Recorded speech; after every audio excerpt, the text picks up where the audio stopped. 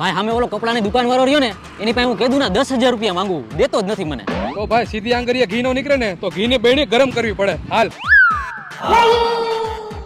જો ભાઈ આપણે આવડી દુકાન ભાડે રાખી છે અને અહીંયા કપડાની દુકાન કરવાની છે.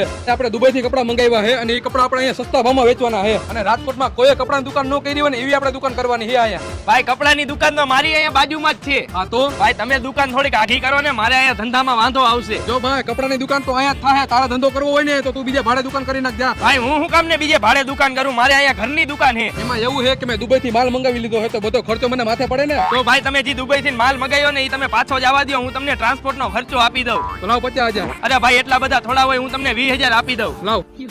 ભાઈ તમે અહીંયા દુકાન તો નહીં કરો ને હવે? નહીં કરું. નીકળી ગયું ને ભાઈ ઘી બેણી માંથી. હા હાલે તારા 10,000 રૂપિયા તું માંગતો તો એ ઓલા પાસે અને 10,000 રૂપિયા મારા વાપરવાના થઈ ગયા.